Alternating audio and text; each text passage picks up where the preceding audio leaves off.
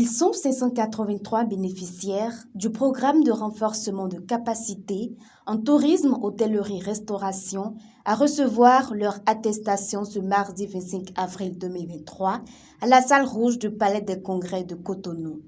La formation de ces professionnels, qui s'est déroulée de novembre à décembre 2022, a été marquée par plusieurs modules. 4 modules ont été choisis et jugés prioritaires pour le déploiement de ce programme de formation. Un premier module qui était centré sur l'hygiène et la qualité alimentaire, un second module centré, lui, sur les techniques d'accueil et de qualité de service, un troisième module axé autour de la promotion et de la commercialisation des produits touristiques, et enfin, un dernier module transversal permettant de promouvoir le patrimoine, la culture et l'histoire du Bénin. Les résultats de ce programme ne sont pas à démontrer, et ce n'est que le début d'une série d'actions à venir. Le gouvernement s'attelle à développer les prochaines étapes de ce programme et de cette stratégie qui a été initiée dès le début du premier mandat du président de la République. Donc très bientôt, nous aurons une école d'application dans les métiers du tourisme, de l'hôtellerie-restauration qui va nous permettre de continuer la formation, renforcer la formation initiale et harmoniser les curricula, de formation dans le secteur. Donc ce n'est qu'un début. Le tourisme a eu un bel avenir devant lui, de même que tout le dispositif qui va nous permettre de disposer de ressources humaines qualifiées dans le secteur. La mise en œuvre de ce projet est une satisfaction pour les acteurs du domaine. Elle marque sans doute une révolution dans le secteur du tourisme au Bénin.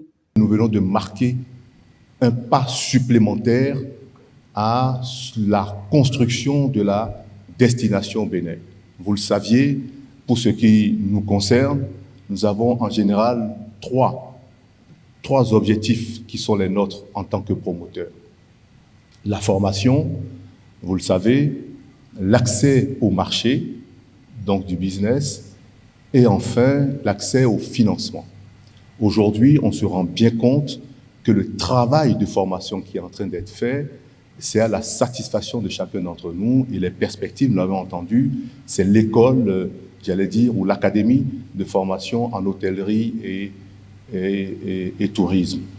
Ce programme, appuyé par la Banque mondiale, à travers le projet de compétitivité du tourisme frontalier, conduit par le cabinet Sphère, concrétise la volonté du gouvernement qui est d'identifier, mobiliser et former les ressources humaines de qualité dans le secteur. La mise en œuvre de celui-ci se justifie par 3 raisons fondamentales. La première, c'est le retour et les plaintes formulées par les usagers de l'ensemble des services liés au secteur du tourisme, restauration, hôtellerie.